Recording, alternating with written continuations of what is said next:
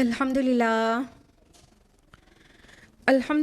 رب العالمین والصلاة والسلام علی رسولہ الکریم وعلی آلہ واصحابہ اجمعین اما بعد فاعوذ باللہ من الشیطان الرجیم بسم اللہ الرحمن الرحیم یا ایھا الناس قد جاءتکم موعظۃ من ربکم وشفاء لما فی الصدور وہدی ورحمۃ للمؤمنین بسم اللہ الرحمن الرحیم قد افلح المؤمنون الذین هم فی صلاتهم خاشعون بسم اللہ الرحمن الرحیم رب اشرح لی صدری ویسر لی امری واحلل عقدۃ من لسانی یفقہوا قولی۔ میرے عزیز سامعات، درس قرآن مجید میں آپ سب کا تہہ دل سے خیر مقدم ہے۔ السلام علیکم ورحمۃ اللہ وبرکاتہ۔ کیسے آپ سبھی لوگ؟ الحمدللہ۔ اللہ تعالیٰ کرے کہ آپ اچھی رہیں، خوشحال رہیں۔ اللہ تعالیٰ آپ کے صحت میں مزید بہتر اضافہ کرے، آپ اچھی رہیں، محفوظ رہیں، اور ساتھ ہی اللہ تعالیٰ آپ کے ایمان میں اضافہ کرے، یہاں تک کہ آپ مومنین اور مومنات کے ساتھ جنت میں داخل ہو جائیں۔ آمین آمین، جزاک اللہ خیر۔ تو ہم لوگ آج کون سی سورہ کرنے والے ہیں درس قرآن میں؟ ہاں، سب کو پتہ ہے سورہ مؤمنون سٹارٹ ہونے والی ہے، اور لاسٹ ویک ہم لوگوں نے کون سی سورہ مکمل کیا ہے؟ سورۃ الحج۔ تو آج ہم لوگ 23ویں نمبر کی سورہ سٹارٹ کرنے والے ہیں، جو کہ سورہ مؤمنون ہے۔ تو سورہ مؤمنون، اس سورہ کا نام پہلی ہی آیت سے ماخوذ ہے، قد افلح المؤمنون پہلی آیت ہے، وہیں سے اس کا نام ٹیکن ہے۔ اس کے علاوہ سورہ مؤمنون کا پچھلی سورہ کے ساتھ ربط اس طرح سے ہے کہ پچھلی سورہ میں ایک بات کہی گئی تھی کہ اللہ کی راہ میں جہاد کرو جیسے کہ جہاد کا حق ہے، وجاہدوا فی اللہ حق جہادی۔ اور اس سورہ کی، وہ سورہ کا اینڈ تھا سورۃ الحج کا، اور اس سورہ کی بگننگ کہاں سے ہو رہی ہے؟ قد افلح المؤمنون، مومنین کامیاب ہو گئے۔ تو جس کام سے کامیابی ملے گی وہاں پر اینڈ ہو رہا ہے۔ یا ایھا الذین آمنوا سے 4 آیات کا ایڈریس تھا۔ پھر اس کے بعد جہاں سے کامیابی جن لوگوں کو ملے گی ان کا پورا ڈسکرپشن اس سورہ کی بگننگ میں ہے، یعنی وہ پچھلی سورہ کا اینڈ والا جو کام کیا جائے گا تو اس سورہ کی جو بگننگ ہے الٹیمیٹلی وہ صفات ان لوگوں میں ضرور ہوگی اور وہ جنت کے وارث ہوں گے۔ اس طرح پچھلی سورہ سے اس کا ربط بنتا ہے۔ اس کے علاوہ یہ جو سورہ ہے یہ مکی سورہ ہے، سورۃ المؤمنون مکی سورہ ہے، اور یہ سب سے بڑا پورشن ہے مکی قرآن کا، اس جگہ پر سورہ مومنون پر اینڈ کر رہا ہے۔ اگر سورۃ الحج کو مکی سورہ مان لیا جائے، جیسا کہ اس میں دونوں رنگ ہیں، تو اس کو مکی سورہ مانا جائے تو سورہ یونس سورہ نمبر 10 سے جو مکی صورتیں سٹارٹ ہوتی ہیں تو سورہ مؤمنون سورہ نمبر 23 تک وہ مکی صورتیں چلتی جاتی ہیں، یعنی 14 صورتوں کا یہ سب سے بڑا پورشن ہے مکی قرآن کا جو یہاں پر ہے، یعنی حجم کے اعتبار سے سب سے بڑا مکی پورشن آف قرآن یہاں پر ہے۔ اس کے علاوہ سورہ مؤمنون کی زمانہ نزول کی جہاں تک بات ہے تو یہ سورہ انبیاء کے بعد نازل ہوئی ہے، اور رسول اللہ صلی اللہ علیہ وسلم کے مکی دور کے مڈل پیریڈ میں، مکہ کا دور متوسط، اس میں نازل شدہ سورہ ہے، کیونکہ اس کے انداز بیان سے ایسا محسوس ہوتا ہے، یعنی کہ مخالفین کی، مشرکین کی تکذیب شروع تو ہو گئی ہے لیکن ابھی اس نے وہ شدت اختیار نہیں کی ہے جو آخر والی صورتوں میں محسوس ہوتی ہے۔ تو اس لیے یہ سورہ مکہ کے رسول اللہ صلی اللہ علیہ وسلم کے دور میں، بیچ میں، متوسط دور میں یہ نازل ہوئی ہے۔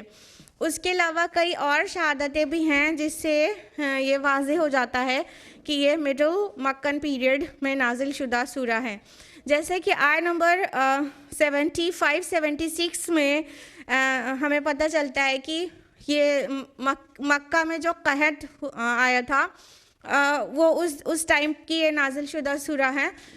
تو اس وقت تک عمر رضی اللہ عنہ ایمان لا چکے تھے اور وہ مڈل پیریڈ تھا. اور کئی روایات ہیں جس سے یہ واضح ہوتا ہے کہ عمر رضی اللہ عنہ کے سامنے یہ سورہ نازل ہوئی، یعنی ان کے ایمان لانے کے بعد. احمد، ترمذی، نسائی اور حاکم کی روایات ہیں کہ عمر رضی اللہ عنہ کے سامنے وہ کہتے ہیں کہ میرے سامنے یہ سورہ نازل ہوئی ہے، اور جب وہ نازل ہو رہی تھی تو رسول اللہ صلی اللہ علیہ وسلم ان کے سامنے تھے، اور آپ صلی اللہ علیہ وسلم نے اس کے نزول کے بعد خوشخبری دی کہ مجھ پر ایسی 10 آیات نازل ہوئی ہے کہ جس نے اس پر عمل کر لیا، اس کے مطابق اپنے کو ڈھال لیا، تو وہ جنت میں ضرور جائے گا. پھر اس کی 10 آیات کی تلاوت کی. اس سے بہت کلیئر پتہ چلتا ہے کہ یہ مڈل مکن پیریڈ میں نازل شدہ سورہ ہے. اس کے علاوہ موضوع اور مباحث کے اعتبار سے اس سورہ کا مرکزی موضوع ہے اتباع رسول کی دعوت. یعنی یہ شروع میں اللہ تعالیٰ نے کچھ مومنین کی صفات کا تذکرہ کیا ہے، اور اس کے علاوہ آفاق اور انفس میں کئی دلائل دیے ہیں. پھر یہ بات شروع ہو گئی ہے کہ تم رسول کی بات کیوں نہیں مانتے، اس کے مطابق کیوں نہیں اپنی زندگی کو ڈھالتے. تو اتباع رسول کی دعوت یہ پوری کی پوری سورہ کا ایک دم مرکزی مضمون ہے، یعنی اسی کے ارد گرد یہ سورہ گھومتی رہتی ہے. تو اور اس کے سٹارٹنگ میں جو 10 آیات ہیں، جیسے 11 آیات ہیں جو اس کی خوشخبری جیسا کہ سنا چکے ہیں کہ مومنین کی وہ صفات ہیں کہ جس کے اندر یہ ساری صفات جمع ہو جائیں تو انشاءاللہ وہ نہ صرف جنت بلکہ فردوس کا وارث ہوگا. تو اب اتنی تمہید کے بعد شروع کرتے ہیں. تیار؟ اوکے. اعوذ باللہ من الشیطان الرجیم، بسم اللہ الرحمن الرحیم. قد افلح المؤمنون، کام نکال لے گئے اہل ایمان، یا کہیں کہ کامیاب ہو گئے مومنین. الذین هم فی صلاتہم خاشعون، جو اپنی نمازوں میں خشوع اختیار کرتے ہیں. والذین هم عن اللغو معرضون، جو لغو باتوں سے اعراض کرنے والے ہیں. والذین هم للزکاۃ فاعلون، اور جو زکوٰۃ کے طریقے پر عامل ہیں. 4 آیات تلاوت کی ہم نے آپ کے سامنے. پہلی آیت ہے قد افلح المؤمنون، یقیناً کامیاب ہو گئے ہیں مومنین. لفظ قد سے شروع ہوتی ہے. قد عربی زبان میں جب کسی متوقع چیز کے پہلے آتا ہے، جو چیز ایکسپیکٹڈ ہوتی ہے، تو قد اسے یقینی بنا دیتا ہے. یعنی ایکسپیکٹڈ چیز شور ہو جاتی ہے اگر قد لگ جاتا ہے. اور ماضی سے پہلے قد لگتا ہے عربی زبان میں تو اس کو مضارع بنا دیتا ہے، یعنی پاسٹ سے وہ پریزنٹ میں آ جاتا ہے وہ بات. تو کہا قد افلح المؤمنون، مطلب یقیناً، دس از فار شور، یہ یقینی بات ہے کہ مومنین کامیاب ہو گئے. یہاں پہ افلح جو ورڈ آیا ہے تو یہ فلاح سے ہے. اس کا مادہ ہے فا لام میم. تو اس مادے کے جو لفظ ہے ایکچولی اس کا معنی ہوتا ہے، فلاح کا معنی ہوتا ہے پھاڑنا، کسی چیز کو پھاڑنا. تو اس کے قریبی ہم معنی بھی کہہ سکتے ہیں، اس کے قریبی مادے کا لفظ بھی کہہ سکتے ہیں. فلق بھی ہے، فلق معنی بھی پھاڑنا ہوتا ہے، جیسا کہ سورۃ الانعام کی آیت نمبر 95 میں ہے ان اللہ فالق الحب والنوى، کہ بے شک اللہ تعالیٰ دانے اور گٹھلیوں کو پھاڑنے والا ہے. تو یہ جو فلاح ورڈ ہے یہ بھی ایکچولی پھاڑنے کا معنی ہوتا ہے.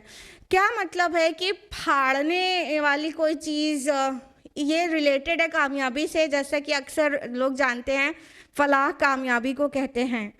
تو کامیابی کیسے اس سے ریلیٹ ہوتی ہے؟ دیکھیے جو انسان کا پورا وجود ہے نا، وہ ایکچولی اس کی جو بنیادیں ہیں اس کے اندر اللہ تعالیٰ کی معرفت موجود ہے، اور ریالٹی اس کے اندر اللہ تعالیٰ نے پوری انکلکیٹڈ رکھی ہے کہ اللہ ایک ہے، اور ایکچولی انسان کو اسی کی بندگی کرنی چاہیے اور اس کی نافرمانی نہیں کرنی چاہیے۔ تو عرفان ذات اللہ تعالیٰ نے ہمارے اندر رکھا ہے، لیکن اس پر مادی پردوں کے غلاف چڑھ جاتے ہیں۔ مٹیریل شیٹس ایک کے بعد ایک، حب مال، حب دنیا اور بہت ساری مطلب مٹیریل کی شیٹ ون بائی ون اس پر لیئر ہوتی چلی جاتی ہے، جس کی وجہ سے وہ اپنے اصل وجود سے غافل ہو جاتا ہے۔ انسان کا جو اصل وجود ہے وہ ہے روحانی وجود، نہ کہ جسمانی۔ ہر انسان روحانی اور جسمانی دو وجود کا مرکب ہے۔ تو جسمانی وجود تو ہمیں یاد رہتا ہے، بھوک لگتی ہے کھانا کھاتے ہیں، پیاس لگتی ہے پانی پیتے ہیں، بیمار ہوتے ہیں ڈاکٹر کے یہاں جاتے ہیں، تو ہم اپنے جسمانی وجود سے بہت زیادہ اویئر ہیں، لیکن ہم اپنے روحانی وجود کو بھول گئے ہیں، اور اس روح میں جو اللہ سبحانہ و تعالیٰ کی ذات کا عرفان موجود ہے، معرفت موجود ہے، اس پر بڑے بڑے موٹے موٹے پردے پڑ جاتے ہیں۔ بس دنیا کے پیچھے، مال کے پیچھے اور اپنے ظاہر کے پیچھے، ظاہر کو مینٹین کرنے میں جو بھاگتے رہتے ہیں، تو بہت سارے مطلب مٹیریل شیٹس ہم پر آ جاتی ہیں۔ تو کامیاب وہ انسان ہوتا ہے جو یہ مٹیریل شیٹس کو، جو یہ مادی پردوں کے غلاف ہیں، اس کو پھاڑتا ہے اور اپنی ریالٹی کو ریکگنائز کرتا ہے کہ اس کا اصل وجود یہ جسمانی وجود نہیں ہے، بلکہ اس کا اصل وجود روحانی وجود ہے، جس کو علامہ اقبال خود ہی سے تعبیر دیتے ہیں، اور جس کے بارے میں سورۃ الحشر کے آیت نمبر 19 میں کہا گیا کہ وَلَا تَكُونُوا كَالَّذِينَ نَسُوا اللَّهَ فَأَنسَاهُمْ أَنفُسَهُمْ، تم ان لوگوں کی طرح نہ ہو جانا جنہوں نے اپنے آپ کو بھلا دیا، تو جنہوں نے اللہ کو بھلا دیا تو اللہ نے ان کو اپنے آپ، اپنی خودی، اپنے اصل وجود سے غافل کر دیا۔ تو یہ وہ چیزیں ہیں، مطلب ہم مٹیریل گینز کی وجہ سے اپنے اصل وجود سے غافل ہو جاتے ہیں۔ الٹیمیٹلی کیا ہوتا ہے کہ ہم اپنے کو بھی نہیں پہچان پاتے، اور اپنے رب کی جو معرفت اللہ تعالیٰ نے ہمارے اندر رکھی ہے اس کو ریکگنائز نہیں کر پاتے۔ الٹیمیٹلی ہم لوزر ہو جاتے ہیں۔ تو کامیاب وہ انسان ہوتا ہے جو یہ مادی پردوں کے جو بہت سارے غلاف ہیں ان کو پھاڑ کر اللہ تعالیٰ اپنی پہچان کرتا ہے اور اللہ تعالیٰ کی پہچان کرتا ہے۔ عربی زبان کا ایک مقولہ ہے جو صوفیاء کے یہاں بہت معروف ہے کہ من عرف نفسہ فقد عرف ربہ، جس نے اپنے آپ کو پہچان لیا اس نے اپنے رب کو پہچان لیا۔ تو اس لیے اپنے جو روحانی وجود ہے اس کو پہچاننا بہت ضروری ہے۔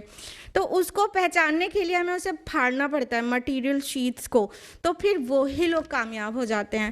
لہٰذا کہا گیا قد افلح المؤمنون، کہ مومنوں نے مطلب وہ کامیاب ہو گئے، کامیاب ہو گئے۔ تو کامیابی یہاں پر کس معنی میں ہے کہ اپنے آپ کو پہچاننا اور اپنے رب کو پہچاننا۔ اور یہ کامیابی ہرگز وہ کامیابی نہیں ہے جو کسی کے کوئی بہت بڑا انعام دے دے یا کوئی بہت بڑا تحفہ مل جائے اس سے کامیابی ملی ہو، یا موروثی طریقے سے کوئی انہیرٹ کر لیں ہم پراپرٹی میں بہت کچھ تو کہیں کامیاب ہو گئے، نہیں۔ کڑی محنت اور سخت مشقت کے نتیجے میں جو کامیابی ملتی ہے اس کو فلاح کہتے ہیں۔ کہ مطلب بنا محنت کے مل گئی چیز کو کامیابی، فلاح وہ لفظ نہیں کہا جاتا۔ شدت کی کڑی محنت کے بعد جو چیز حاصل ہوتی ہے، فلاح کسان کو بھی کہتے ہیں، کیونکہ کسان زمین کو پھاڑ کر اس میں بیج کو چھپاتا ہے، لیکن کیا وہ زمین میں بیج کو ڈال کر جا کے سو جاتا ہے؟ پھر وہ 4 مہینے کے بعد خالی ہارویسٹنگ کرنے کے لیے آتا ہے؟ بتائیے۔ پہلے تو فلاح جو کسان ہے وہ کیا کرتا ہے، زمین میں بیج کو ڈالنے کے لیے ہل چلاتا ہے، کڑی محنت کرتا ہے، پھر اس کے بعد وہ مستقل اس کی خبر گیری کرتا رہتا ہے، اس کو ہر نقصان سے بچاتا رہتا ہے، روز روزانہ آ کے اس میں اپنی محنت لگاتا ہے۔ بہت زیادہ کڑی محنت کے بعد پھر وہ ٹائم آتا ہے جب وہ ہارویسٹنگ کرتا ہے، وہ اپنی فصل کاٹتا ہے، تو وہ کہلاتا ہے کہ وہ کامیاب ہو گیا۔ تو اس طرح جب کڑی محنت کے بعد جو کامیابی ملے گی آخرت میں، اس کو فلاح کہتے ہیں۔ لیکن اسلام میں کامیابی کا تصور بہت کنفائنڈ نہیں ہے۔ ہم اپنی زندگی میں کامیابی کا تصور کیا کرتے ہیں، کوئی ڈگری ڈپلومہ مل گیا تو کامیاب ہو گئے، بہت ہائی سیلری جاب مل گئی تو کامیاب ہو گئے، یہی سب ہمارے نظروں میں کامیابی کا تصور ہے۔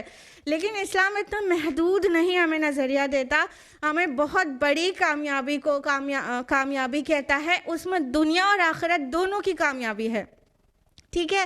لیکن افسوس کی بات یہ ہے کہ ہمارے اور آپ کے نزدیک بھی جو آخرت کی کامیابی ہے وہ نجات لفظ سے ہم نے اس کو وہ کر لیا، جاننا شروع کر دیا، جبکہ یہ جو لفظ نجات ہے یہ قرآن مجید میں آخرت کی کامیابی کے لیے کہیں آیا ہی نہیں ہے، بلکہ اس کے جو دوسرے مذاہب میں اس کے دوسرے الفاظ موجود ہیں، جیسے موکش پراپت کرنا کہتے ہیں، ٹھیک ہے، نرواڑ کہتے ہیں، سیلویشن کہتے ہیں کرسچینٹی میں، یا مکتی کہتے ہیں ہندوازم میں۔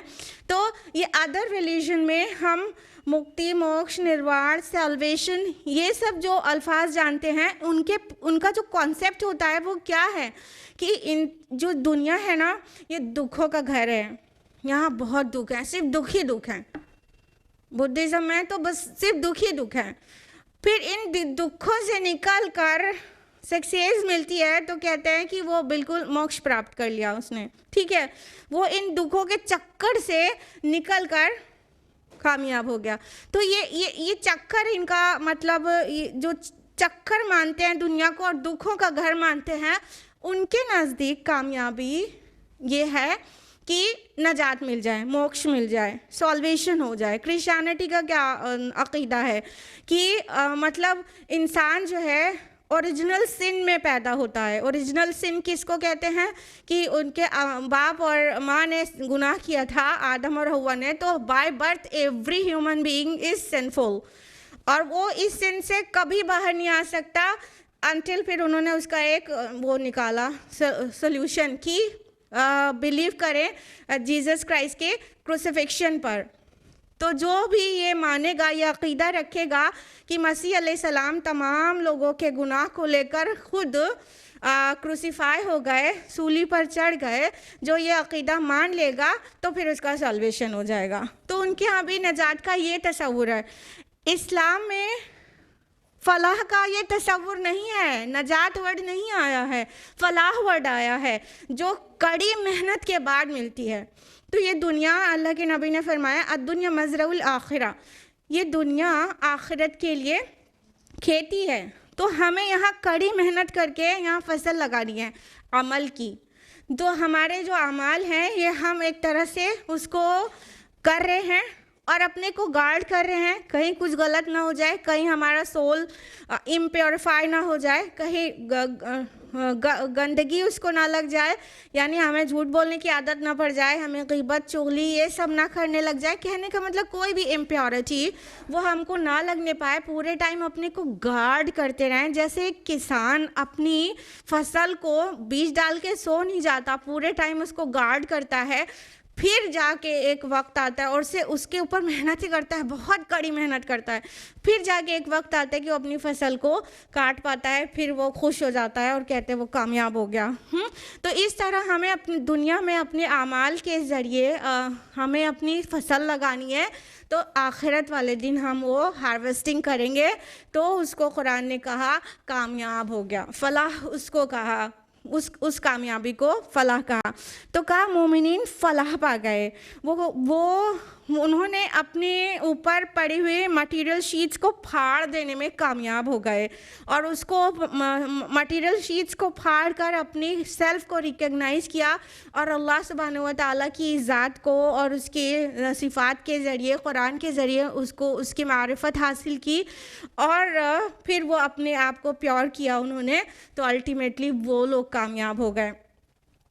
अब थोड़ा सा मक्का का वो हम पूरा आपको तारीख़ी पस मंज़र भी पता होना चाहिए जब ये सूरह नाजिल हो रही है। जब ये सूरह नाजिल हुई है मक्का के दौरे मुतवस्सित में, तो क्या मुशरिकीन का क्या तसव्वुर था। रसूलुल्लाह सल्लल्लाहु अलैहि वसल्लम उनको कह रहे थे अल्लाह एक है, उस पे बिलीव करो और मैं अल्लाह का मैसेंजर हूँ और ये कुरान की तरफ मैं तुम्हें बुलाता हूँ, ये अल्लाह की तरफ से आती है। उनको दावत दे रहे थे और वो क्या कह रहे थे कि मतलब ये कहते हैं कि असर किसरा की ख़जाने इनके हाथ लग जाएंगे, ये कामयाब लोग हैं, ये मतलब अपनी जूतियाँ पटखाते फिरते हैं ये मक्के की गलियों में। अल्लाह को अपना रसूल बनाना होता तो किसी ताइफ और मक्का के कोई बहुत बड़े रईस आदमी को क्यों नहीं बना लिया उसने। तो इस तरह से तकज़ीब कर रहे थे और उनके नज़र में वो लोग बड़े कामयाब थे और बड़े दौलतमंद थे, बड़े नाम वाले थे और उनके पास लीडरशिप थी। तो अल्लाह ताला ने कहा कि एक्चुअली कामयाब मोमिनीन हो गए। तुम्हारी नज़र में जो कामयाबी का तसव्वुर है वो बिल्कुल गलत है, ये गलत तसव्वुर है। ये दुनिया एक इम्तिहान गाह है, यहाँ पर किसी को मिलना किसी को नहीं मिलना, किसी को कम किसी को ज़्यादा मिलना ये कामयाबी का सिंबल है ही नहीं और नाकामी का सिंबल, बल्कि ये एक एग्जामिनेशन हॉल है और यहाँ पर जो कुछ भी है वो एक रोल प्ले की तरह है जो ओवर हो जाने वाला है। असल कामयाबी ये है जो आखिरत में मिलेगी और यही मोमिनीन जिनको कोई खातिर में नहीं लाना चाह रहा, जिनको छोटा देख रहे हैं और गरीब देख रहे हैं और परेशान हाल देख रहे हैं, एक्चुअली इन्होंने कामयाबी का सौदा किया है। ये कामयाब हो गए और वो नामुराद हो जाएंगे जो लोग रसूल की मानकर नहीं दे रहे हैं।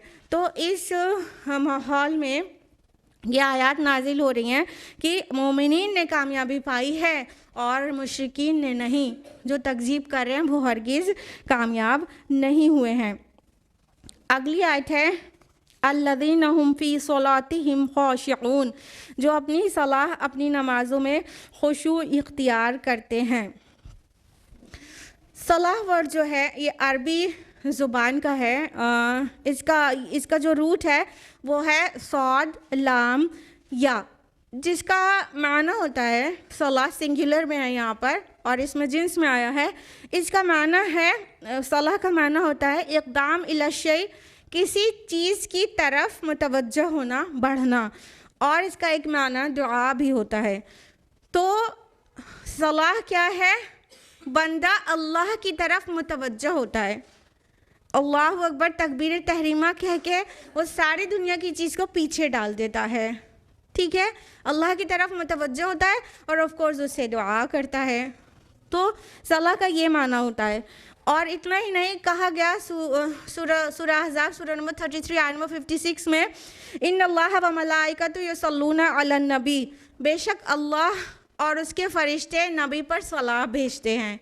तो आप सलाह अल्लाह की तरफ मंसूब किया जाए तो इसका क्या मतलब होता है, उसका मतलब अल्लाह ताला का रहमत, शफ़क़त और मोहब्बत और इनायत के नज़र से बंदे की तरफ मुतवज्जह होना होता है।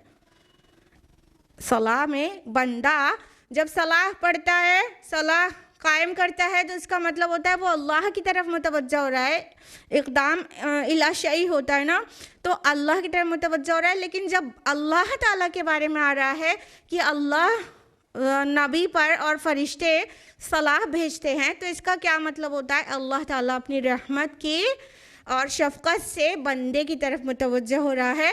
और जब फ़रिश्तों की तरफ से आ रहा है तो डेफिनेटली इसका माना निकल रहा है दुआ, यानी फ़रिश्ते नबी के लिए दुआ करते हैं। उसके अलावा लफ्ज़ आया कि फ़ी सलातिहिम ख़ाशिऊन, जो अपनी सलाह अपनी नमाज में, नमाज एक्चुअली पूरे सलाह के माना की जो जितने माना में उसके वसात है उसकी अदायगी नहीं करता जी लफ्ज़ नमाज, तो सलाह को बोलना प्रेफर किया करिए आप लोग। तो जो अपनी सलाह अपनी नमाज में खुशू इख्तियार करते हैं, ये खुशू ख़ाशिऊन जो वर्ड आया है तो ये ख़ाशिया की जमा है, ख़ाशे खुशू से है, ख़शा से है। ख़शा का मतलब क्या होता है, झुकना, दबना, عجز و انکساری دکھانا کسی کے سامنے بالکل، جب پورے باڈی ڈھیلی ہو، ٹائٹ نہیں ہو، ڈھیلی ہو کے کسی کے سامنے ادب سے جھک جائے تو اس کو خشوع کہتے ہیں۔ ایکچولی خشوع دل کے جھک جانے کا نام ہے، خشوع دل کے جھک جانے کا نام ہے۔ تو جب دل کسی کی طرف، کسی بڑی ذات اور اسپیشلی اللہ کی طرف جھکتا ہے تو اعضائے جسم اپنے آپ جھک جاتے ہیں۔ جو کچھ دل میں ہوتا ہے، جسم ایکچولی اس کو ریپریزنٹ کر دیتا ہے، باڈی لینگویج سے بھی پتہ چل جاتا ہے جو کچھ دل میں ہوتا ہے۔ تو اور جسم کے ایکچولی جھکنے کو خضوع کہتے ہیں۔ اسی لیے خشوع اور خضوع، صلاح میں خشوع اور خضوع کا بہت بات کیا جاتا ہے نا۔ تو خشوع دل کے جھک جانے کو کہتے ہیں اور خضوع جسم کے جھک جانے کو کہتے ہیں۔ تو اور یہ دونوں ایک ساتھ ہی ہوں گے۔ جب دل میں ہوگا خشوع تبھی جسم پہ طاری ہو پائے گا۔ ایک حدیث ہے، رسول اللہ صلی اللہ علیہ وسلم نے ایک شخص کو دیکھا، وہ صلاح پڑھ رہا ہے اور ساتھ ہی اس اپنے داڑھی کے بال سے کھیل رہا ہے۔ تو اللہ کے نبی صلی اللہ علیہ وسلم نے فرمایا کہ اگر اس کے صلاح میں خشوع ہوتا، اس کے دل میں خشوع ہوتا تو اس کے جسم پر بھی وہ طاری ہوئے بغیر نہیں رہتا، اس کے جسم پر بھی خشوع ہوتا۔ تو ایکچولی خشوع جو ہے دل کی کیفیت کا نام ہے، کہ ایک خصوصاً صلاح میں کہ ہم خالق کائنات، خالق دو جہاں کے سامنے کھڑے ہیں، جیسی ہیبت طاری ہونی چاہیے، جیسا جسم میں جھرجھری اور کپ کپی ہونی چاہیے، جس سے پورا جسم ایک دم نرم پڑ جائے، کھالے ملائم ہو جائے اور کوئی جوڑ اکڑا ہوا نہ رہ جائے، اس کیفیت کو خشوع کہتے ہیں۔ تو صلاح کا خشوع یہ ہے کہ انسان اللہ کی طرف متوجہ ہو اور اس سے ڈرے اور اس سے ہیبت محسوس کرے اور وہ محسوس کرے کہ وہ کس سے باتیں کر رہا ہے جب صلاح کے اندر ہے۔ اور اگر ان خشوع سے خالی نماز ہے تو نمازوں کی فرض کی ادائیگی تو ہو جائے گی، لیکن وہ جو مقاصد ہیں صلاح کے وہ حاصل ہو ہی نہیں پائیں گے۔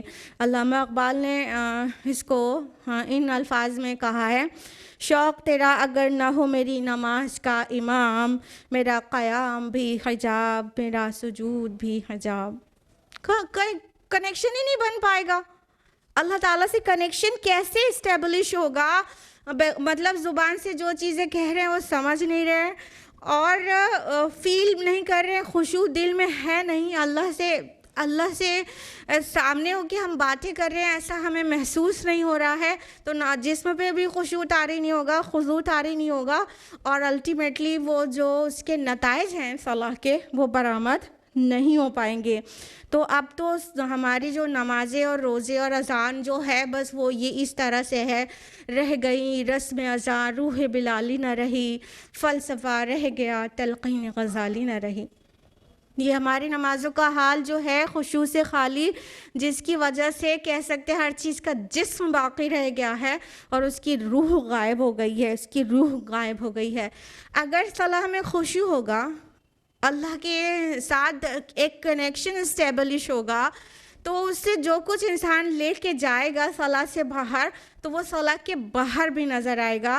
کہنے کا مطلب برائیوں سے اسے صلاح اس کی روک دے گی، جیسا کہ فرمایا اللہ تعالیٰ نے سورہ عنکبوت سورہ نمبر 29 آیت نمبر 45 میں، ان الصلاۃ تنہی عن الفحشاء والمنکر، کہ بے شک صلاح بے حیائی اور برائی سے روکتی ہے، ہر قسم کے برے فعل سے، چاہے چھپا ہوا ہو چاہے کھلا ہوا ہو، فحش سے بھی منکر سے بھی، دونوں طرح کی برائی سے صلاح روکتی ہے۔ لیکن کیا ہے کہ ہماری نمازوں میں خشوع ہے نہیں، ہم جیسے ایک چیز مطلب پابند کر دیا گیا ہو اور سجدے لگا کے اٹھ جاتے ہیں اور کچھ محسوس ہی نہیں ہوتا، اللہ تعالیٰ سے کوئی کنیکشن محسوس نہیں ہوتا، جس کے نتیجے میں ہمارے زندگی میں کوئی بھی طرح کی تبدیلیاں نہیں آ رہی ہیں، کچھ بھی فرق نہیں آ رہا ہے، جیسے ہم صلاح کے پہلے ہوتے ہیں ویسے ہی بعد میں بھی ہوتے ہیں۔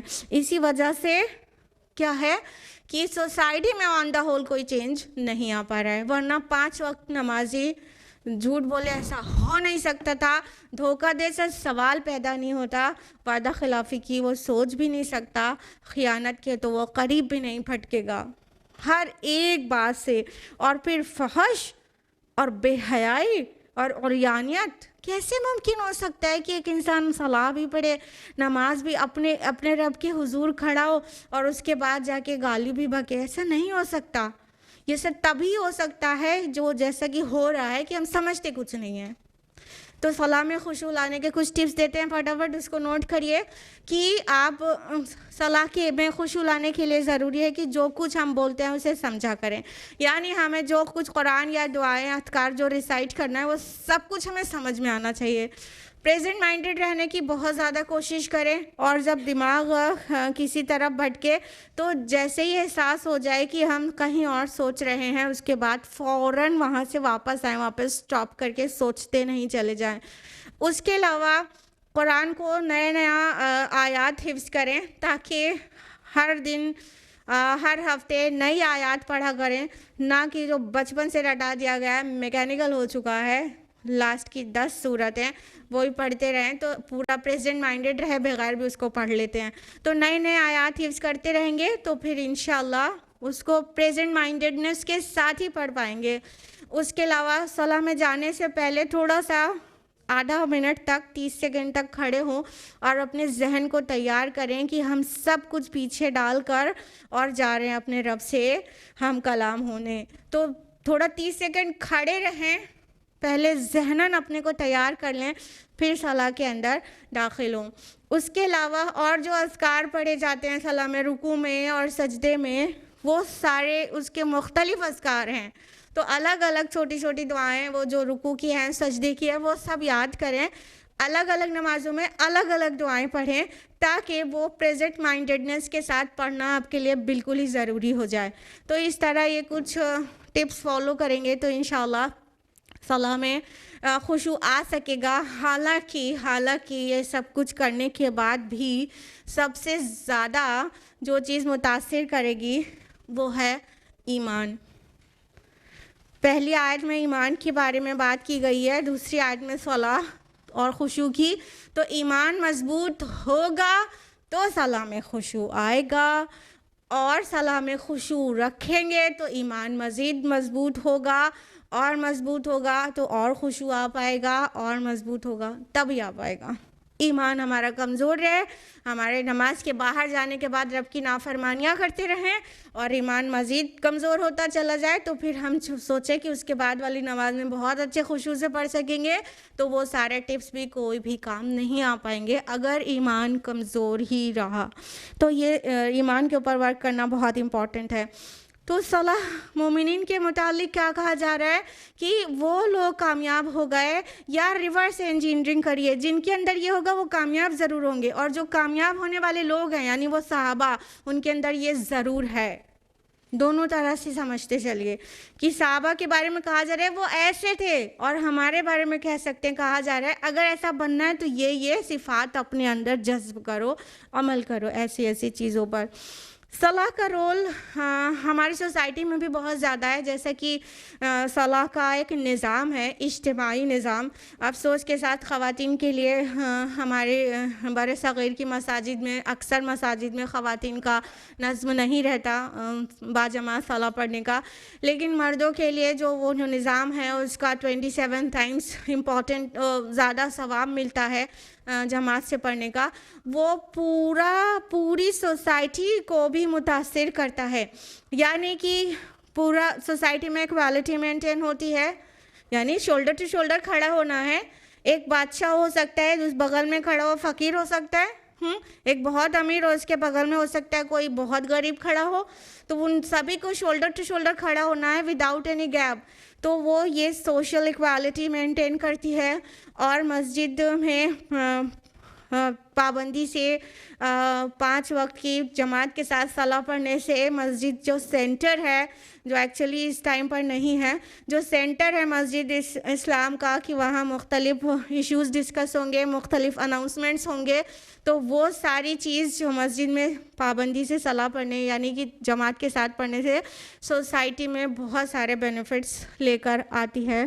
تو یہ جو نماز ہے نا، یہ اجتماعی زندگی کی تطہیر کے لیے اور اس کے فاؤنڈیشن کے لیے، فارمیشن کے لیے، اس کی کامیابی کے لیے اور اس کے پیوریفیکیشن کے لیے اور اس کے ڈسپلن کے لیے بہت امپورٹنٹ ہے، اجتماعی نمازیں جو جماعت سے پڑھی جاتی ہیں۔ تو وہ لوگ کامیاب ہوں گے جو صلاح کی میں خشوع اختیار کرتے ہیں۔ آیت نمبر 3 ہے والذین هم عن اللغو معرضون، جو لغو باتوں سے اعراض کرتے ہیں۔ لغو کیا ہوتا ہے؟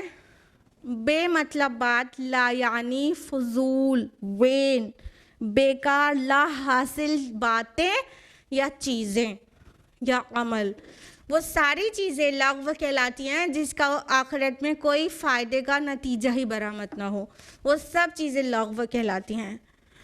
بنا مطلب گھنٹوں دوستوں کے ساتھ گاسپس کرنا، اس کے علاوہ سوشل میڈیا پر اور موبائلز پر نان اسٹاپ لگے رہنا اور مارکیٹ میں یہاں وہاں گھومتے پھرنا بنا ضرورت کے، بغیر خریداری کے، یہ ساری چیزیں لغو ہیں۔ ہم آپ کو کچھ اسٹیٹسٹکس بتانا چاہیں گے کہ کس قدر انسان اپنا ٹائم کو ویسٹ کر رہا ہے۔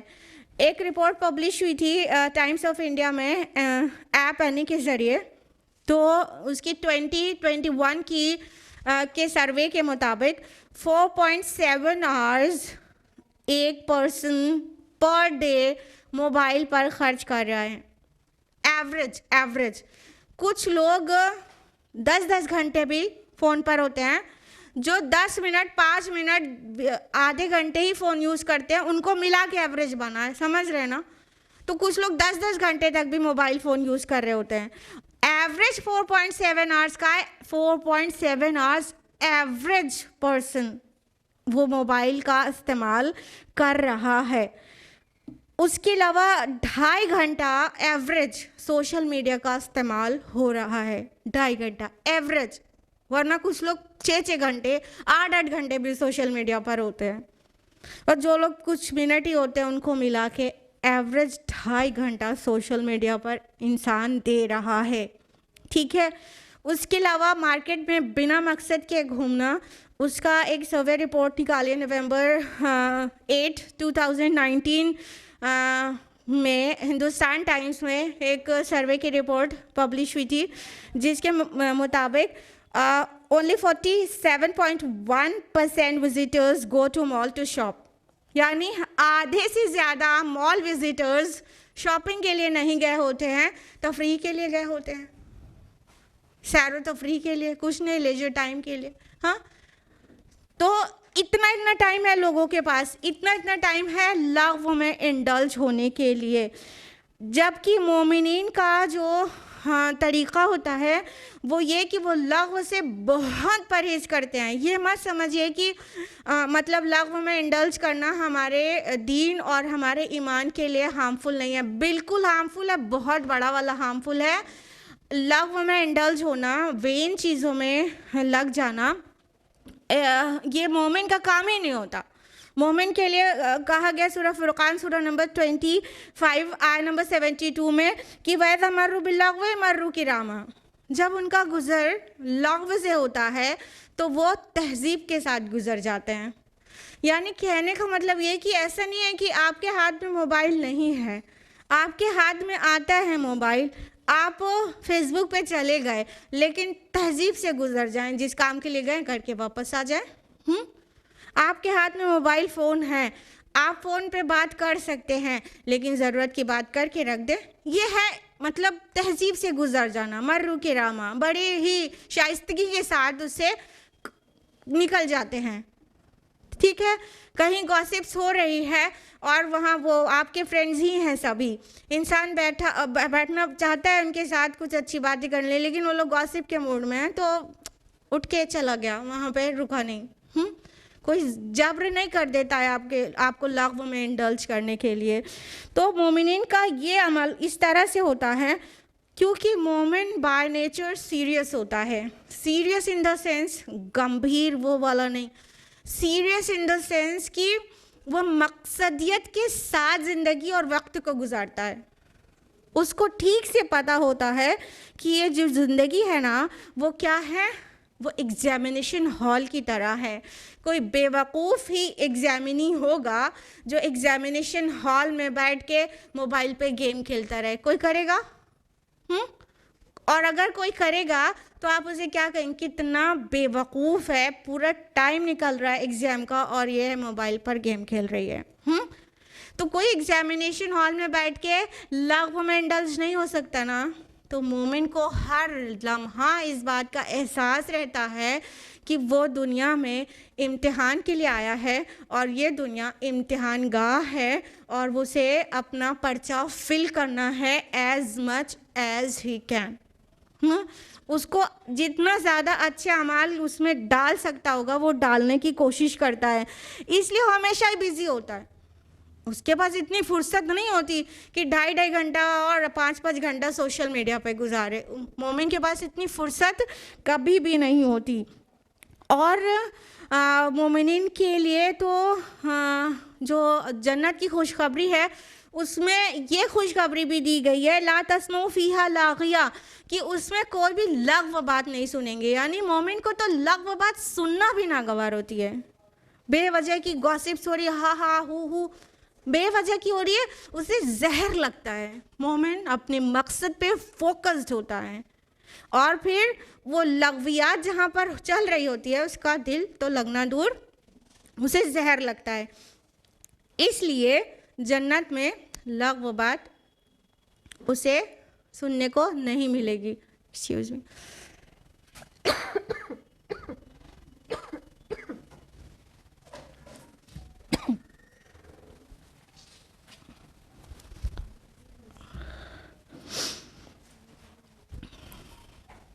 پچھلی آیت سے ریلیٹ کریے اس کو.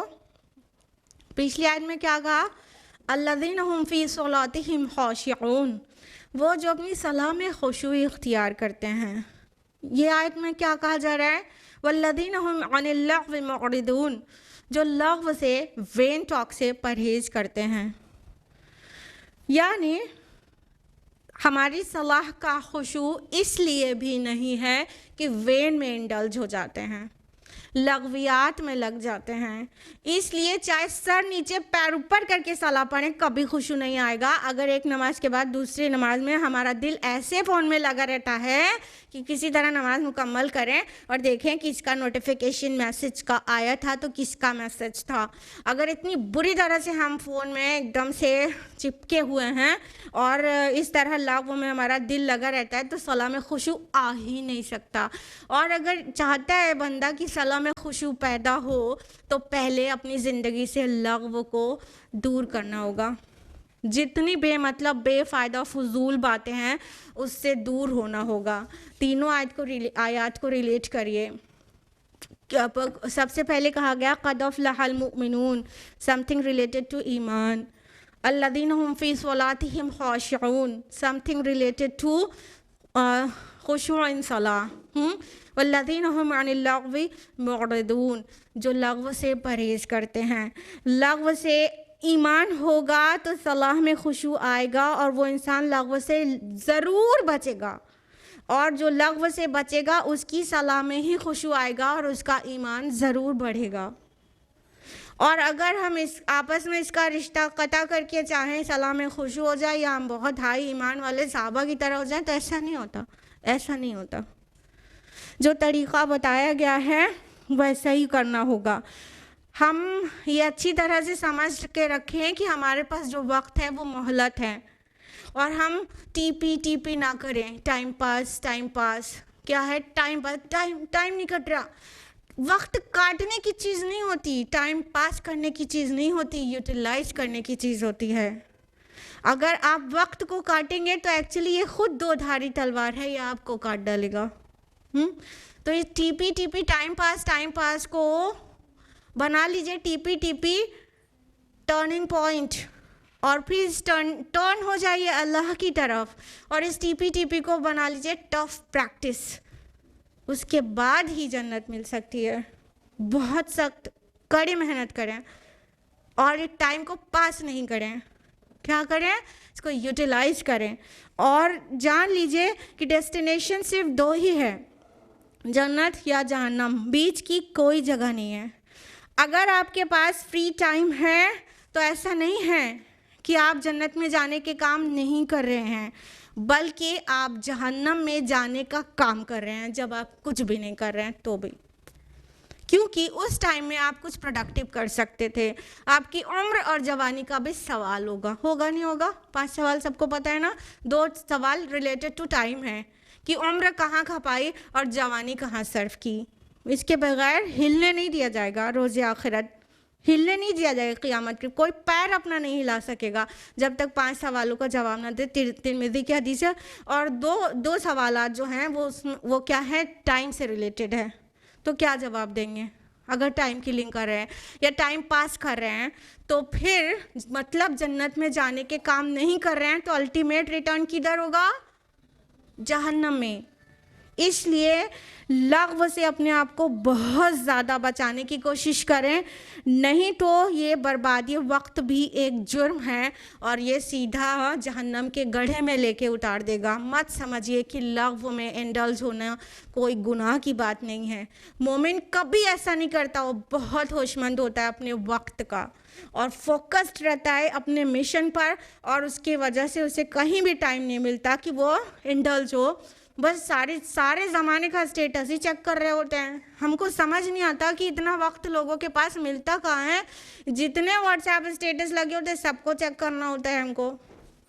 وہ اپنا اسٹیٹس دکھا رہے ہوتے ہیں کہ ان کے پاس اور کوئی کام ہی نہیں ہے کہ اسٹیٹس ہی اپڈیٹ کر رہے ہیں واٹس ایپ کا، اور ہم اپنا اسٹیٹس دکھا رہے ہوتے ہیں کہ ہر ایک کا اسٹیٹس چیک کر رہے ہیں۔ اتنی فرصت رہتی ہے، فیس بک پہ گھنٹوں اسکرول کر رہے ہوتے ہیں۔ دوست لوگ بیٹھ گئے یا تو فون لگا دیا تو 2 گھنٹہ 1.5 گھنٹے فون پہ ہی بات ہو رہی ہے۔ کتنا وقت ہے لوگوں کے پاس؟ ابھی سیدھے سے سمپل سا ایک سوال کر لو کہ قرآن کو سمجھ کر کیوں نہیں پڑھتے، تو سیدھا جواب آئے گا I don't have time، میرے پاس ٹائم نہیں ہے۔ قرآن کو انڈرسٹینڈ کرنے کے لیے، اپنی ہدایت کے لیے ٹائم نہیں ہے، اور اس کے بعد بیٹھ کر ہم ٹی پی کر رہے ہیں، ٹائم پاس کر رہے ہیں، اور کتنے گھنٹے ہم موبائل پر خرچ کر رہے ہیں۔ جن کے وہاں ٹیلی ویژن ہے وہ ٹیلی ویژن میں پرائم ٹائم بھولتے نہیں ہیں۔ تو ایسے، اور یہ جو ایگزامپلز ہم دے رہے ہیں وہ صرف لغو نہیں ہے، اس میں تو بہت ساری بے حیائی ہے جو کہ حرام ہے، ہاں وہ بھی ہے۔ تو اپنے آپ کو لغو اور بے حیائی کے کاموں سے بچائیں اپنا دامن، اور فوکس ہو جائیں ان صفات پر جو ان آیات میں کہی گئی ہے۔ اور یہ مومنین کی بڑی پیاری عمدہ صفات ہیں جو آیت نمبر 11 تک رہیں گی، آیت نمبر 9 تک صفات ہیں، پھر 2 آیات میں خوشخبری ہے کہ مومن کے اندر جو دل آویزی ہے وہ ان صفات کے حامل ہونے سے ہے۔ علامہ اقبال کہتے ہیں، خام ہے جب تک تو ہے مٹی کا ایک انبار، تو پختہ ہو جائے تو ہے شمشیر بے زنہار تو پہلے اپنے اندر یہ ساری صفات لانا ہوگا، شمشیر بے زنہار تب بن پائیں گے۔ اور کہتے ہیں فرشتے کہ دل آویز ہے مومن، تو مومن دل آویز تب بن پائے گا جب یہ قرآن نے جو صفات بیان کی ہے اس کو اپنے اندر انسٹل کرے۔ اس طرح کے سملر ٹائپ کی آیات سورہ معارج میں بھی ہے، آیت نمبر 19 to 35، اس کو آپ کا ہوم ورک ہے، اس کو بھی اسٹڈی کریے گا، یہ آپ کا درس میں چلتا رہے گا، اور سورہ معارج کو آپ اسٹڈی اپنے آپ کر لیجیے گا۔ آیت نمبر 4 ہے وَالَّذِينَ هُمْ لِلزَّكَاةِ فَاعِلُونَ، اور جو ہر دم اپنے تزکیے کی طرف متوجہ رہتے ہیں، یا یہ کہیں کہ جو زکوٰۃ کے طریقے پر عامل ہیں۔ یہاں پر جو لفظ زکوٰۃ ہے وہ جو فقہی زکوٰۃ ہے وہ مراد نہیں ہے، کیونکہ پہلی بات تو یہ مکی سورہ ہے اور مکہ میں شریعت نہیں آئی تھی، زکوٰۃ کا پورا نظام نہیں بتایا گیا تھا۔ دوسری بات یہ کہ یہاں پر جو معروف انداز ہے ایتائے زکوٰۃ کا، وہ نہ اختیار کر کے یوتون الزکوٰۃ نہیں کہا گیا، بلکہ للزکوٰۃ فاعلون کہا گیا، زکوٰۃ کے طریقے پر عامل ہیں۔ تو یہ ایکچولی جو مدنی صورتوں میں بقرہ، آل عمران اور توبہ اور نساء اور مائدہ، اس میں جو انداز ہے وہ والا نہیں ہے، ایتائے زکوٰۃ والا نہیں ہے۔ تو زکوٰۃ کا معنی سمجھ لیتے ہیں تو بہتر سمجھ میں آئے گا کہ مکی سورہ میں زکوٰۃ ورڈ آیا تو کیا مطلب ہے۔ دیکھیے زکوٰۃ کا معنی ہوتا ہے پاکیزگی اور دوسرا معنی ہوتا ہے نشوونما، کسی چیز کو پروان چڑھانا۔ تو یہ جو پاکیزگی ہے نا، وہ مطلب جب مال سے زکوٰۃ دی جاتی ہے تو مال بھی پاک ہوتا ہے، نفس بھی پاک ہوتا ہے، لیکن جب کہا جا رہا ہے کہ للزکوٰۃ فاعلون، زکوٰۃ کے طریقے پر عامل ہیں، تو اس سے مطلب پاکیزگی ہی ہوگا، تزکیہ، پیوریفیکیشن، کلینزنگ، یہ مراد ہے۔ جو کہ تزکیہ نفس کرتے ہیں، ہر دم اپنے آپ کو پیوریفائی کرنے میں لگے رہتے ہیں، مستقل وہ ایسا کوئی کام کرتے رہتے ہیں کہ ان کا نفس پیوریفائی ہو، ان کا سیلف پیوریفائی ہو۔ تو اور جو لوگ پیوریفائی ہو جاتے ہیں وہ کامیاب ہو جاتے ہیں، قرآن کے مختلف مقامات سے بات ثابت شدہ ہے، جیسا کہ سورۃ الاعلیٰ سورہ نمبر 87 آیت نمبر 14-15 میں قد افلح من تزکیٰ وذکر اسم ربہ فصلی، کامیاب ہو گیا وہ جس نے اپنے نفس کو پاک کیا، پیوریفائی کیا اور اپنے رب کا نام یاد کیا اور صلاح پڑھی۔ اور سورۃ الشمس سورہ نمبر 91 آیت نمبر 9-10 میں قد افلح من زکاہا، کامیاب ہو گیا وہ جس نے اپنے نفس کو پاک کیا، وقد خاب من دساہا، اور نامراد ہو گیا وہ جس نے اسے دبا دیا، چھپا دیا۔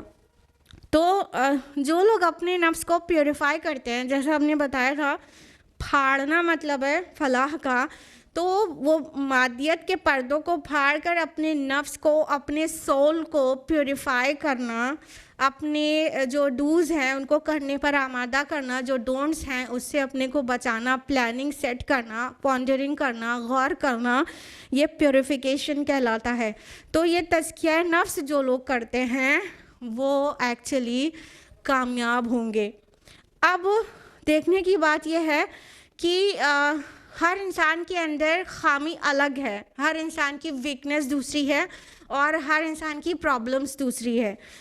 کسی کو بہت جلدی سے جھوٹ منہ سے نکل جاتا ہے، کسی کے وعدہ نبھانے میں پختگی نہیں آ پا رہی ہوتی ہے، کوئی زبان کا بہت زیادہ سخت ہوتا ہے، کوئی کو غصے پہ کنٹرول نہیں ہو رہا ہوتا ہے، تو کسی کے اندر حسد ہے، سب کی پرابلمس مختلف ہیں، کسی کے اندر کچھ زیادہ، کسی کے اندر کچھ زیادہ ہوتا ہے، اور کسی کے لیے کوئی کام آسان ہے، کوئی برائی چھوڑنا آسان ہے، وہ دوسری چھوڑنا مشکل ہے، اور دوسرے کے لیے اس کا الٹا ہے۔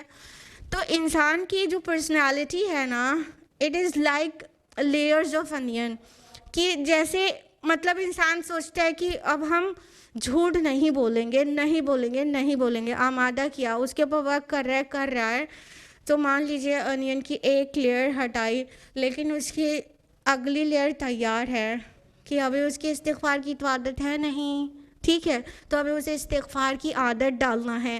ایک ایک کام وہ کرتا رہتا ہے تو اگلے کام سر پہ کھڑے رہتے ہیں نا، ہاں، کبھی بھی وہ مطلب کہیں ایسی منزل تک نہیں پہنچ جاتا کہ سب کچھ ہو گیا، اب کامیاب ہونے والے میں ہو گیا، نہیں، کانسٹینٹلی کرنے والے کام، محنتیں ہیں یہ جو کامیابی تک پہنچائیں گی، ہمیشہ کڑی محنتیں کرنا ہے۔ تو یہ اپنے آپ پہ ورک کرنا بھی بالکل کانسٹنٹ ہونا چاہیے، یہ کبھی نہیں رکنے والا کام ہے، ہمیشگی والا کرنے والا کام ہے، پیوریفیکیشن آف دا سول۔ تو یہاں پر پیوریفائی کرنا ہے اور اپنے نفس کو نشوونما بھی دینا ہے، اسے سینچنا بھی ہے۔ اس کی مثال ایک باغ سے لیتے ہیں، جیسے کوئی گارڈن ہو، کوئی باغ ہو، تو مالی وہاں پر جو پودے، مفید پودے ہیں، اس کی دیکھ بھال کیسے کرتا ہے؟ ایک تو ان پودوں کو کھاد دیتا ہے، پانی دیتا ہے، سن لائٹ کا ارینجمنٹ رکھتا ہے، ٹھیک ہے وہ کرتا ہے، لیکن اس کے گرد و پیش میں اگر کوئی جنگلی جھاڑ جھنکاڑ نکل آئے تو کیا کرتا ہے؟ اس کی بھی صفائی کرتا ہے نا، کہیں ایسا نہ ہو کہ ان کی جو نشو نما ہے وہ اس سے افیکٹ ہو جائے، یہ سن لائٹ لے لے، اس کو پوری لائٹ نہیں مل پائے، یا یہ سوائل میں سے زیادہ نیوٹرینٹس یہ کھینچ لے جائیں، مین پودا جو جس کی وہ دیکھ بھال کر رہا ہے اس کو کم ملے، تو وہ جھاڑ جھنکاڑ کو بھی کاٹتا رہتا ہے۔ تو دو طرح کے کام ہو گئے نا، ایک تو صفائی، جھاڑ جھنکاڑ کو کاٹنا، صفائی کرنا، دوسرا پودے کو نرشمنٹ دینا اور اسے اس کی اچھی گروتھ کے لیے جو بھی ریکوائرڈ چیزیں وہ دینا۔ دونوں چیز، یہ دونوں کام نا، یہ دونوں ہی کام زکوٰۃ کہلاتا ہے۔ یعنی اپنے اندر سے جو ایول ڈیزائرز ہیں، ایولز کی طرف انکلینیشن ہے، اس کو دور کرنا، اس کو صفائی دینا، اس کی صفائی کرنا، اور پھر اچھائی کو اپنے اندر شامل کرنا، اچھے اچھے کام کو کرنے کے لیے اپنے آپ کو ہیبیچول بنانا، یہ دونوں کام ملتے ہیں تو یہ زکوٰۃ کا پورا معنی دیتے ہیں، پیوریفیکیشن۔ تو اس سے تزکیہ نفس بھی مراد ہے، تزکیہ اخلاق بھی مراد ہے، تزکیہ زندگی مراد ہے، تزکیہ مال بھی، اور گرد و پیش کا، سماج کا، معاشرے کا تزکیہ بھی مراد ہے۔ خالی اپنے اندر تھوڑی نا پاکی کریں گے، جہاں اور گندگی دیکھیں گے اور بھی لوگ برے برے کام کر رہے ہیں، وہاں پہ بھی پاکی کرنے کی، ان کے نفس کو بھی پاک کرنے کی کوشش کریں گے۔ تو یہ سب طرح کے تزکیہ والے اعمال جو کرتے ہیں وہ لوگ کامیاب ہوتے ہیں۔ اب کیا ہے کہ انسان کی نشو و نما میں سب سے بڑی جو رکاوٹ ہے وہ کیا ہے؟ حب دنیا۔ قرآن شاہد ہے کہ انسان دنیا سے کتنی محبت کرتا ہے۔ سورۃ الاعلیٰ، سورہ نمبر 87، آیت نمبر 16 17، بل تؤثرون الحیات الدنیا والآخرۃ خیر وابقیٰ، کہ بلکہ تم دنیا کی زندگی سے محبت رکھتے ہو، اس کو اختیار کرتے ہو، اور آخرت تو بہت بہتر اور بہت باقی رہنے والی ہے۔ انسان دنیا کی زندگی سے محبت کرتا ہے، جلدی ملتی ہے نا۔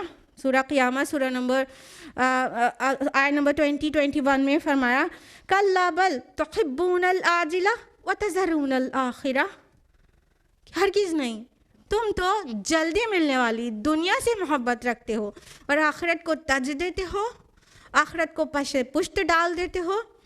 تو انسان کی ترقی میں، اور روحانی ترقی جس کی ہم بات کر رہے ہیں شروع سے، انسان کی ترقی اور نشو و نما میں سب سے بڑی رکاوٹ ہے حب دنیا۔ دنیا کے پیچھے دیوانہ ہے، اور حب دنیا کا سب سے بڑا مظہر ہے، سب سے بڑا سمبل ہے حب مال۔ انسان مال سے دنیا میں سب سے زیادہ محبت کرتا ہے۔ یہ قرآن اس کو واضح کرتا ہے، سورۃ الفجر، سورہ نمبر 89، آیت نمبر 20 میں، وَتُحِبُّونَ الْمَالَ حُبًّا جَمًّا، کہ تم مال سے جی بھر کے محبت رکھتے ہو۔ اور سورہ العادیات، سورہ نمبر 100، آیت نمبر 8، وَإِنَّهُ لِحُبِّ الْخَيْرِ لَشَدِيدٌ، کہ وہ مال سے شدید محبت کرتا ہے۔ اور سورہ ہمزہ، سورہ نمبر 104، آیت نمبر 2-3، الَّذِي جَمَعَ مَالًا وَعَدَّدَهُ، کہ وہ مال کو جمع کر کر کے رکھتا ہے۔ يَحْسَبُ أَنَّ مَالَهُ أَخْلَدَهُ، وہ کیا سمجھتا ہے کہ اس کا مال ہمیشہ رہے گا؟ تو ایکچولی انسان کی سیلف جو ہے، اس کی خودی، اس کی انا، اس کی ریئل سیلف جو اس کا ہے، اس کی کامیابی اور ترقی میں سب سے بڑا روڑا حب دنیا ہے، اور اس حب دنیا کا سب سے بڑا سمبل حب مال ہے۔ اس لیے مال کو بھی دینا پیوریفیکیشن کے لیے ضروری ہے۔ لہٰذا یہاں مال سے بھی مراد ہے، بعض مفسرین کے نزدیک صرف تزکیہ نفس مراد ہے یہاں پہ زکوٰۃ ورڈ سے، لیکن بعض مفسرین کے نزدیک مال کی اسپینڈنگ بھی مراد ہے۔ تو بہرحال اسپینڈنگ سے بھی تو نفس پاک ہوتا ہے۔ جب مال ہی کی وجہ سے ہمارا نفس جو ہے مطلب امپیور ہوا ہے، تو مال کو ہی تو خرچ کریں گے، مال تو ہی تو خرچ کریں گے، تو وہ مال کو خرچ کرنے سے انسان کا نفس اور پیوریفائی ہوگا، اور پھر وہ لوگ جو یہ سارے کام کرتے ہیں وہ کامیاب ہو جائیں گے۔ تو اپنے آپ کو اس آئینے میں دیکھیں، نظر آ رہے ہیں کوئی؟ قد افلح المؤمنون، مومنوں نے فلاح پالی، الذین هم فی صلاتہم خاشعون، جو اپنی نمازوں میں خشوع اختیار کرتے ہیں، والذین هم عن اللغو معرضون، جو لغو سے وین سے اعراض کرتے ہیں، والذین هم للزکاة فاعلون، اور جو زکوٰۃ کے پیوریفیکیشن کے طریقے پر عامل ہیں۔ ڈھونڈیے اپنے کو، دکھ رہے ہیں؟ اگر دکھ رہے ہیں تو مبارک، نہیں دکھ رہے ہیں تو یہ چیزیں، یہ صفات اپنے اندر جذب کرنے کی کوشش کریں، تاکہ آگے جو خوشخبری آئے گی نا، اولئک هم الوارثون الذین یرثون الفردوس هم فیہا خالدون، تو ان میں سے ہم لوگ بھی بن سکیں فردوس کے وارث انشاءاللہ۔ تو آج کے لیے اتنا ہی، ٹائم اپ ہو چکا ہے، اس لیے یہیں پر رکیں گے۔ اللہ تعالیٰ سے دعا ہے کہ ہم سبھی کو قرآن مجید پڑھنے، سمجھنے، غور و فکر کرنے اور عمل کرنے کی توفیق عطا فرمائے، اور یہ ساری صفات سورۃ المؤمنون کی ہمارے اندر اللہ تعالیٰ جذب کر دے، تاکہ ہم بھی کامیاب ہو جانے والوں میں ہو جائیں۔ آمین یا رب العالمین۔ وآخر دعوانا ان الحمد للہ رب العالمین، والسلام علیکم ورحمۃ اللہ وبرکاتہ۔